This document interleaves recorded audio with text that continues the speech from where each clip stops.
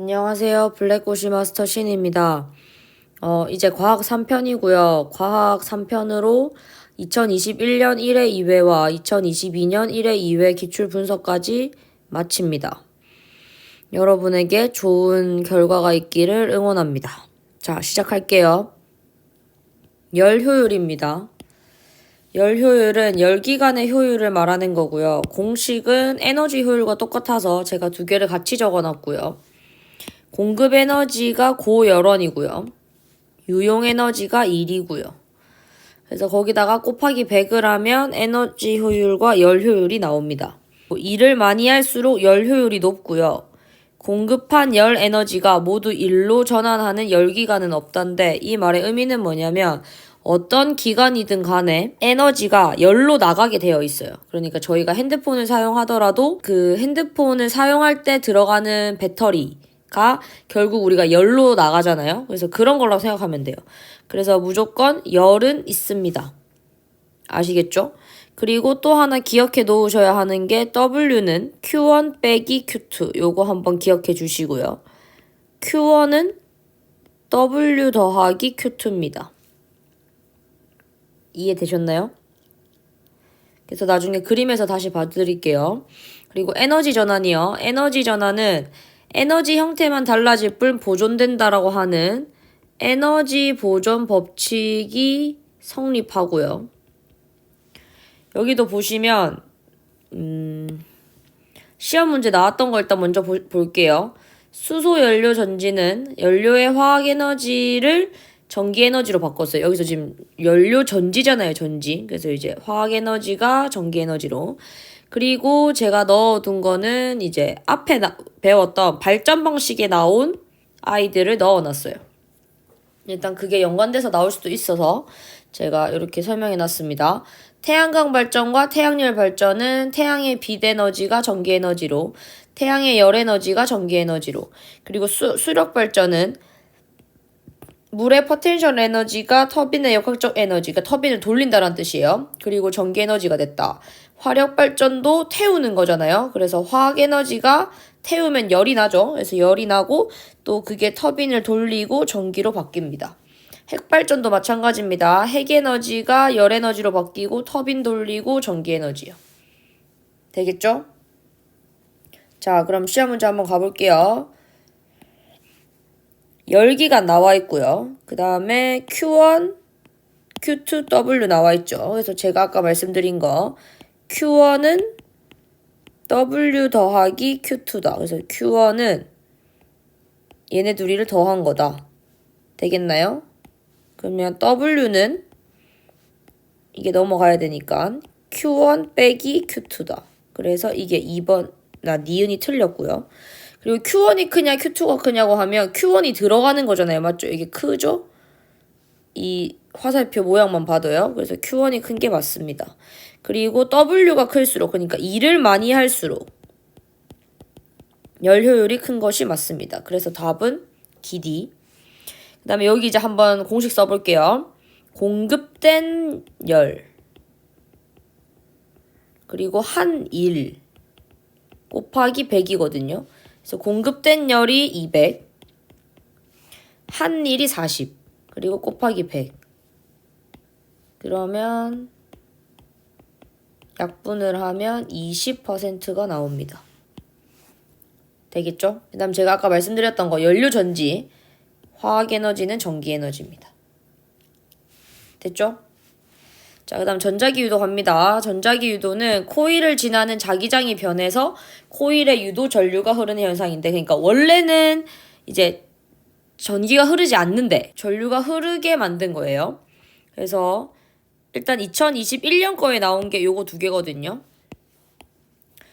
검유계의 방향을 반대로 했을 경우에 일어나는 거는 멀리 했을 때는 반대로 가까이가 되고요. N극을 가까이 했으면 다음에는 S극을 가까이 하는 걸로 선택하시면 됩니다. 그래서 요거는 나중에 문제에서 말씀드릴게요. 그 다음에 전류의 세기를 크게 하는 거 외우셔야 돼요. 빠르게, 세게, 많게. 코일의 가문수가 많게. 되겠죠? 자, 그리고 이게 발전기의 원리입니다. 그리고 자석 사이에 코일을 회전시켜서 전자기 유도로 전류가 흐르는 게 맞고요. 전자기 유도의 예는 마트의 도난장치, 교통카드, 발전기, 무선 충전기 이렇게 암기해 주시면 돼요. 자, 그럼 문제 가볼게요. 아까 제가 이게 검유계의 바늘이 왼쪽으로 움직였는데 오른쪽으로 움직이는 경우, 이게 지금 반대잖아요. 맞죠? 그 지금 반대예요, 반대. 반대인데 자석을 가까이 가져갔대요. 그러면 가까이의 반대는 그렇죠, 멀어지는 거죠. 그래서 답은 4번입니다. 됐나요? 자, 그 다음에 여기 유도전류의 세기를 크게 한다. 크게 한다. 아까 제가 암기해야 된다고 말씀드렸습니다. 여기 보면 강한, 빠르게, 적게 아니고 많게. 그래서 답은 긴이요. 됐나요? 자, 그 다음에 자석을 코일 속에 넣었다 뺐다 하면 검유계의 반응이 움직인다. 한마디로 이 말이 전자기 유도가 일어났다. 이렇게 보시면 돼요. 그러면 첫 번째, 코일에 유도 전류가 흐른다. 맞고요. 그리고 발전기가 전자기 유도 현상의 예라고 말씀드렸죠. 검유계의 바늘은 한 방향은 아니고 양방향입니다. 그래서 넣었다 뺐다 하고 있으니까요. 그래서 아니고, 그래서 답은 기디. 네, 이번에는 변압기와 전력 수송 과정인데요. 이게 2회 때 출제가 된 문제들이에요. 2021년 2회, 그리고 2022년 2회. 이게 어려웠어요. 그래서 어려웠던 파트여서 일단 저희가 조금 집중해서 보고 갈게요. 일단 변압기라는 게 아까 그 전자기 유도와 같은 거거든요. 그래서 전자기 유도 법칙을 이용해서 전압을 변화시키는 아이가 변화를 시키는 아이, 요거예요. 여기 변압기는 송전 전압을 높게 하기도 하고 낮게 하기도 해서 실제로 변전소라는 곳에서 쓰이는 기계 이름입니다. 그러면 이 변압기에서 우리가 알 수 있는 건 이 두 가지인데요. 전압은 코일의 가문수열에 비례하고요. 전류는 코일의 가문수에 반비례합니다. 시험 문제에서는 일단 전압만 나오긴 했었거든요. 그래서 일단 전압과 전류 같이 외울게요. 그리고 전압을 높일 때는 2차 코일을 많이 감아주면 되고요. 전압을 낮출 때는 반대로 1차 코일을 많이 감아주면 됩니다. 이거는 감은수를 제가 적어놓은 거예요. 2차 코일을 많이 감음. 여기는 1차 코일을 많이 감음. 되겠죠? 자, 그 다음에 전력 수송 과정에서는요. 일단 P는 VI인데 저희가 이거를 공식을 바꿀 수 있거든요. 그래서 여기는 I 제곱 R도 사실 맞는 말이긴 해요. 근데 이게 시험에 나올지 안 나올지는 저도 몰라서 그냥 말씀드리는 건데 일단 I는 전류, V는 전압, R은 저항입니다. 만약에 문제가 나오면 푸시긴 하셔야 되니까. 그래서 이렇게. 그 다음에 전력 손실이 있는데요. 전력 손실은 송전선에서 1초 동안 손실되는 전력인데 이것도 결국에는 열에너지입니다. 그래서 모든 에너지는 거의 열에너지로 손실이 된다고 보시면 돼요. 그럼 이 전력을 저희는 수송하는 과정이니까 저희가 만든 전기를 최소한으로 잃는 게 좋겠죠? 그래서 전력 손실을 줄이는 방법을 제가 적어놨어요. 일단 이렇게 하시면 됩니다. 전류는 낮게, 저항은 작게, 전압은 높게. 그래서 고전압 송전이라고 부릅니다. 그리고 거미줄처럼 송전만을 만들어 놓으면 만약에 이제 이 전기를 옮길 때 이상이 발생했을 때 우회 송전이 가능하기 때문에 그것도 전력 손실을 줄이는 방법 중에 하나입니다. 그리고 근거리 송전. 전력 수송거리가 짧으면 당연히 손실 전력도 낮아집니다. 이해되셨죠? 그리고 스마트 그리드라고 하는 지능형 정력망이 있는데요. 이거는 수요량과 공급량의 실시간 파악을 해서 해주는 거예요. 되겠죠? 자, 그럼 문제 가볼게요. 여기 보시면 변압기 나왔고 그 다음에 1차 코일, 2차 코일에 걸리는 전압. 전압은 아까 제가 말했는데 비례입니다. 비례. 그럼 지금 코일이 얘가 5번, 얘가 10번이네요. 그럼 5대 10은 약분하면 1대 2죠? 답은 2번입니다. 되겠죠? 그리고 자, 전력 수송 과정이요. 변전소에서 아까 전압을 변화시킨다고 말씀드렸죠. 그리고 아까 송전 전압은 높이면 그리고 송전선에서 열이 발생하여 전기에너지의 일부가 손실된다. 이게 맞는 말이어서 답은 기디. 자, 그 다음 힘입니다.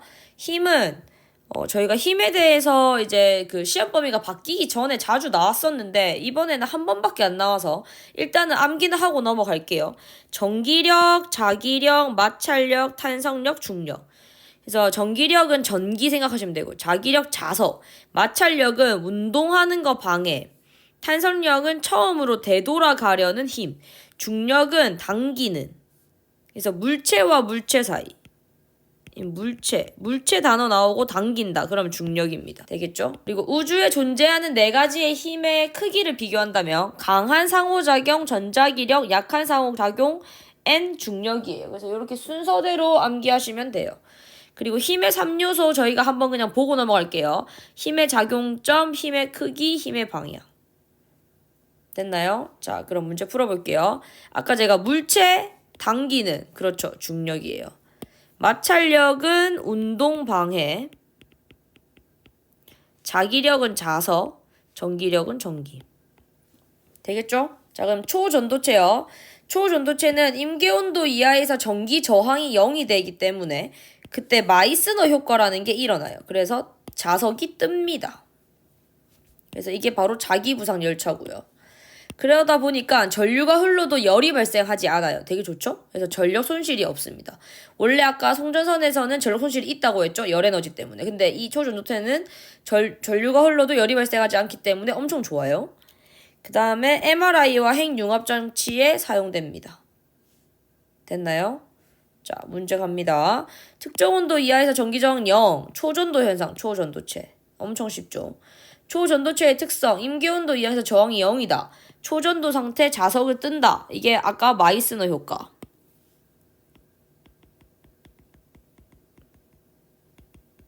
됐죠? 답은 4번. 자, 그 다음 원소입니다. 원소는 종류가 금속, 비금속이 있고요. 중금속이 뭐냐면 이게 중간에 있는 애들인데요. 뭐 필요 없습니다. 그냥 대충 이렇게 조금만 볼게요. 여기 CU는 구리, NA는 나트륨, PB는 납, MG는 마그네슘. 그래서 이름 외워두면 좋습니다. 그 다음에 S는 황, C는 탄소, N은 질소, O는 산소. 요것도 이름 외워두면 좋습니다. 됐죠? 그리고 특징 볼게요. 금속 원소는 전자를 잃고 양이온이 되기 쉽고요. 그 다음에 광택이 있고 열과 전기가 잘 통합니다. 그리고 비금속은 그의 반대입니다. 전자를 얻고 음이온이 되기 쉽고요. 광택도 없고 그 다음에 열과 전기가 잘 통하지 않습니다. 그리고 일단 문제에서 어떤 원소를 문제로 낼지 몰라서 제가 이렇게 다 적어놨거든요. 철, 구리, 알루미늄, 질소, 산소, 수소. 저번에 나왔던 거는 물이랑 구리였거든요. 그래서 일단 나머지도 볼게요. 일단 부식이라는 단어 나오면 무조건 철. 다음 알루미늄은 가볍다. 음료 캔이다. 질소는 저희 그 과자 봉지에 들어있는 거예요. 그 다음에 산소는 뭔지 알죠? 그 다음에 수소는 폭발성이 있고 우주 왕복성 연료 전지의 원료로 이용됩니다. 그리고 수소 자동차도 있죠. 되겠죠? 자, 그 다음 여기 가보면 전기가 잘 통하며 광택이 있다. 여기 바로 구리밖에 없습니다. 그 다음에 여기서는 이 알카리 금속이라는 단어가 나오는데요. 요게 바로 뭐냐면 일족이에요. 일족. 저희가 앞에서 배웠던 일족. 그 다음에 소금은 NaCl이거든요. 그래서 이름이 염화 나트륨입니다. 화학적으로는. 그래서 답은 나트륨이겠죠. 자, 그 다음 원자입니다. 원자는 원자핵과 전자로 이루어져 있고요. 원자핵 안에는 양성자와 중성자가 있습니다. 원자가 정기적으로 중성인 이유는 양성자 수와 전자 수가 같을 때 얘기입니다. 그리고 원자 번호를 통해서 저희는 그래서 양성자 수를 알 수 있고 정기적으로 중성이니까 당연히 요 전자 수도 알 수 있습니다. 됐나요? 자, 그 다음 요거 엄청 중요합니다. 원자가 전자는 가장 바깥 전자 껍질에 들어있는 전자입니다. 그리고 원자의 전자 배치는 2개, 8개, 8개 순으로 전자를 채워나간다는데 요렇게입니다. 첫 번째 전자 껍질은 2개의 자리가 비고요. 두 번째 전자 껍질은 8개의 자리가 비고요. 세 번째도 마찬가지로 8개의 자리가 빕니다. 그래서 이게 놀이기구 타는 자리라고 생각하면 돼요. 그래서 여기 2개. 나머지는 8개, 8개. 되겠죠? 어차피 3개까지만 보시면 돼요. 자, 그럼 문제 가볼게요. 여기서 지금 바깥 전자 껍질이죠. 그럼 가장 바깥 전자 껍질은 요겁니다. 그럼 거기 한번 헤아려 볼게요. 하나, 둘, 셋, 넷, 다여, 7. 그래서 답은 7개. 됐나요? 자, 그다음에 탄소 원자 모형인데요. 아까 정기적으로 중성이라는 말은 양성자수 이꼴 전자수였거든요.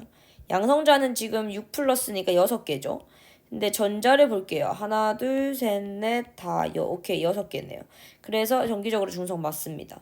그리고 원자 번호는 양성자 번호이기 때문에 6번도 맞습니다. 그리고 원자가 전자 계산해 볼게요. 원자가 전자는 가장 바깥쪽에 있는 거고요. 가장 바깥쪽에 있는 거. 그래서 몇 개 있는지 세알려보면 하나, 둘, 셋, 4개네요. 그래서 답은 긴입니다. 자, 그 다음에 1쪽 원소 나오는데요. 1쪽. 1쪽은 이 원자가 전자가 1개인 거예요. 그래서 1개짜리, 1개짜리. 원자가 전자가 가장 바깥쪽에 있는 거라 했죠. 그래서 답은 2번입니다.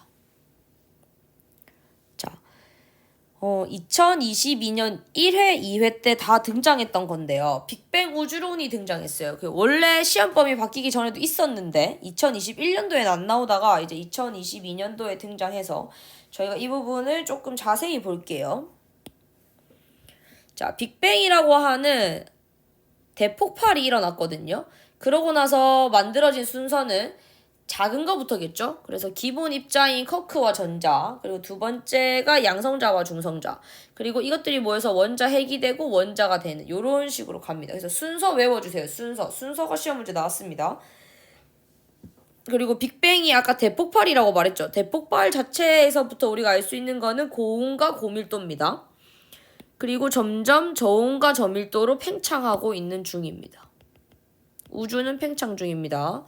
그래서 자, 양성자를 볼게요. 양성자는 업커크 2개, 다운커크 1. 중성자는 업커크 1개, 다운커크 2개. 그 다음에 수소 핵융합에서는 수소 원자핵 4개가 모여서 헬륨 원자핵 1개가 만들어져요. 이건 태양에서. 자, 그리고 이게 빅뱅 우주론이 나왔기 때문에 나오는 이 증거 있죠? 그래서 수소 원자핵 대 헬륨 원자핵은 3대1. 그리고 우주 배경 복사. 이 얘기가 나오면 아, 빅뱅 우주론의 증거이구나. 이렇게 아시면 돼요. 자, 그럼 문제 갑니다. 수소 몇 개죠? 4개죠. 그럼 수소 4개로 헬륨 원자 1개 만든 거예요. 됐나요? 그래서 답은 4개. 그리고 빅뱅 우주론 우주의 생성 과정. 그래서 우주가 팽창하면서 우주의 온도는 점점 낮아지고 있는 게 맞죠? 그리고 제가 아까 원자가 아니라 누가 먼저 만들었다고요? 원자핵. 원자핵이 만들어지고 원자가 만들어지는 겁니다. 그리고 순서는 수소 4개가 모여서 헬륨 1개가 되는 거니까 수소가 먼저입니다. 이거 1번, 2번. 그래서 헬륨 원자핵이 먼저가 아니라 수소가 먼저입니다. 그래서 답은 1번이네요. 다음은 규산염 광물이고요. 규산염 광물은 지각을 구성하는 광물의 약 92%가 규산염 광물로 규산염 사면체, 나중에 뒤에 가면 모양이 나올 거예요. 그리고 규소 원자 1개와 산소 원자 4개가 공유 결합한 상태. 그리고 제가 이번에 하나 더 넣었는데요. 요거 기억해 주세요. 지각 구성비는 산소가 1 빠따고요. 1위. 규소가 2위입니다. 그래서 지각을 구성하는 가장 많은 원소는 산소고요. 그 다음에 두 번째로 많은 건 규소입니다. 자, 그럼 문제 갈게요. 여기는 엄청 쉽게 나와가지고 규소 하나에 O가 몇 개 들어갔냐? 하나, 둘, 셋, 4개. 4개입니다. 그리고 중간에 있는 거 뭐냐? 여기 지금 바로 보이죠? Si, 규소. 그래서 여기 SI가 있죠? 이 SI가 답입니다.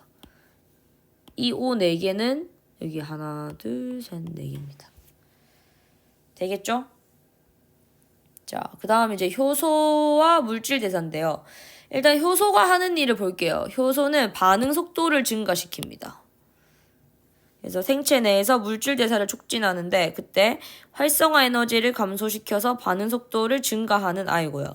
기질 특이성이 있어서 키와 자물쇠처럼 스스로가 반응하는 게 정해져 있습니다. 아무한테나 마스터키처럼 아무한테나 가지 않아요.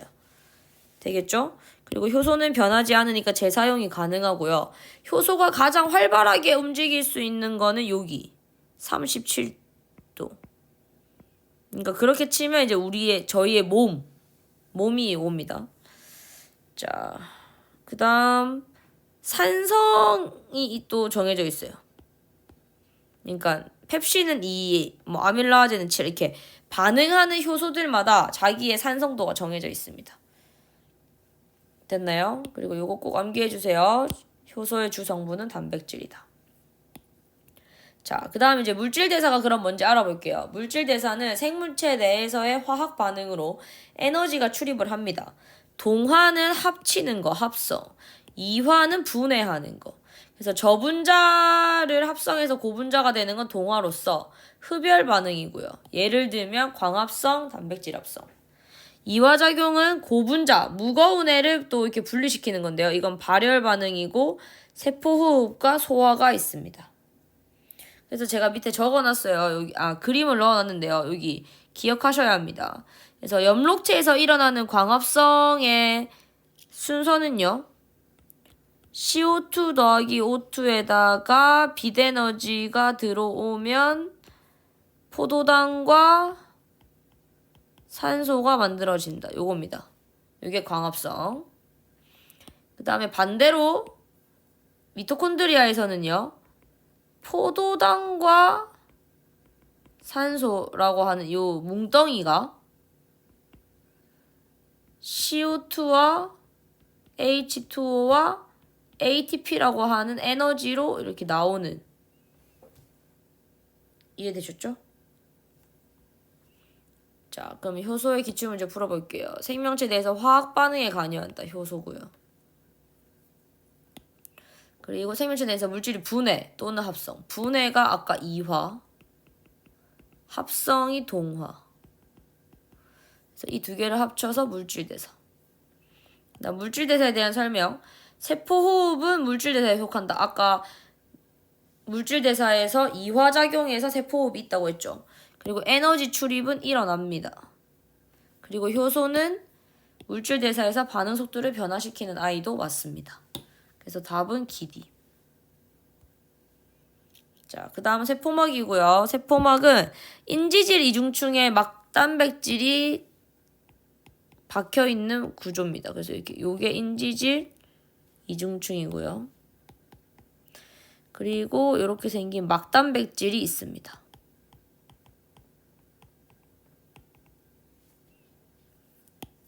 자, 그다음 인지질 이중층은 크기가 매우 작은 물질의 이동, 친수성, 물과 접함, 소수성은 물이랑 친하지 않다예요. 물이랑 친함, 물이랑 친하지 않음.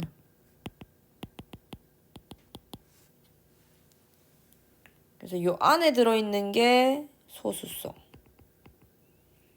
밖에 나가 있는 게 친수성입니다.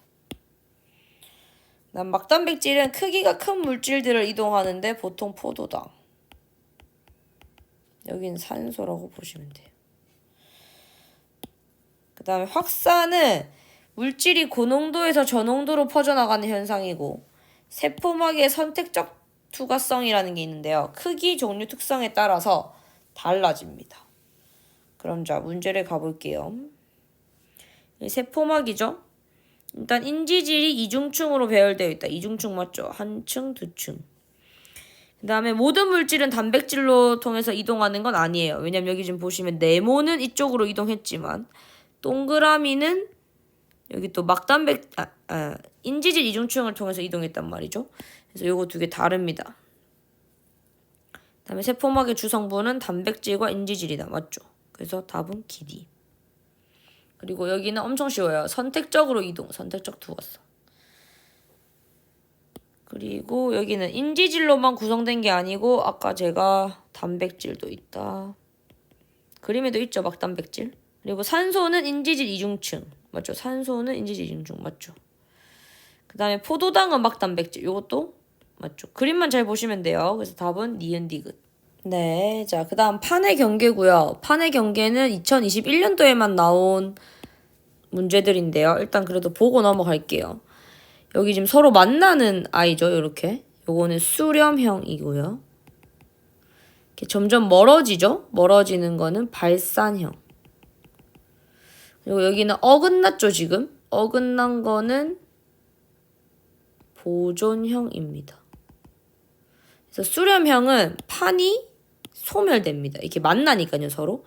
그래서 해구와 호상열도와 스콕산맥이 수렴형 경계의 예고요.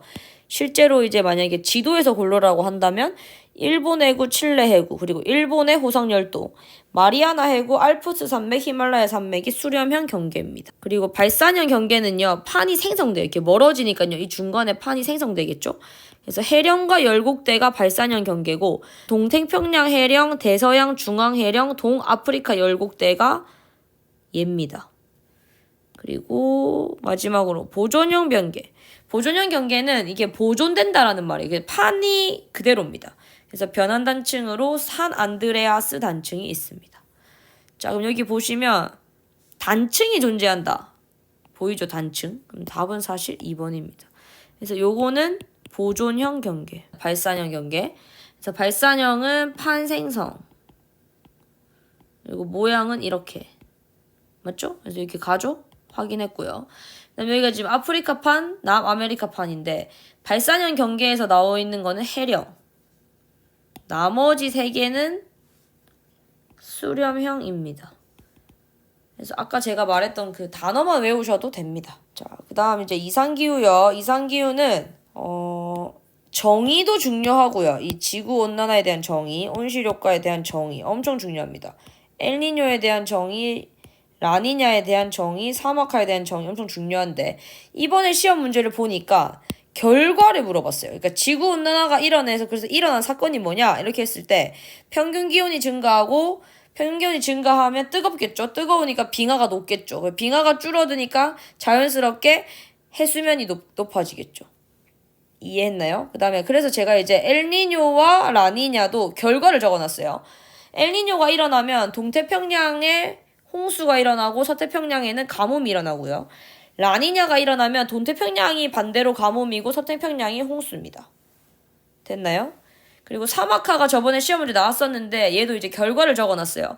사막화가 자꾸 되면 황사가 증가하고요. 그 다음에 땅덩어리가 좁아지니까 작물 수확량이 감소하고요. 그러다 보면 식량이 부족해지겠죠. 자, 그럼 문제 가봅시다. 건조한 지역, 무분별한 산림 범죄. 이게 바로 사막화. 그 다음에 지구온난화. 지구의 평균 기온이 상승하는 겁니다. 그리고 해수면의 평균 높이가 상승하죠. 그 다음에 대륙에 있는 빙하는 당연히 감소하죠. 너무 뜨거우니까요. 그래서 답은 2번입니다. 자, 이제 드디어 마지막입니다. 마지막은 화학 반응식인데요. 화학 반응식 그리는 것만 제가 해드리고 이제 3편 마무리할게요. 자, 여기 보시면 H2죠. H2를 먼저 그립니다. H2, H2. 요렇게요. 그 다음에 근데 H2가 두 개죠. 그래서 한마디로 이런 느낌이에요. 요렇게 그리시면 돼요. 이게 바로 EH2입니다. 됐나요? 자, 그래서 뒤에 가보면 또 HHO가 있는데 이게 지금 두 개 있다란 뜻이라서 요렇습니다. 또 한 묶음 두 개. 됐나요? 그럼 이제 여기랑 같아야 되거든요. 원소의 개수가. 없는 게 누구냐면 O네요. 그래서 O가 두 개 있는 거. 답은 1번. 그 다음 요 화학 반응식은 나눠서요. 여기가 반응물, 여기가 생성물이라고 보시면 됩니다. 그래서 반응물의 종류는 두 가지고요. 기역에는 2가 들어간다. 이게 지금 방금 아까 완성한 식이니까요. EH2 더하기 O2는 EH2O다. 이렇게 암기하시고요. 그 다음에 아까 제가 말씀드렸다시피 반응 전과 반응 후에 산소 원자의 개수는 아까 같았죠? 그래서 답은 기니디입니다. 네, 여기까지 이제 과학 끝났고요. 다음 영상에서 뵐게요. 파이팅입니다.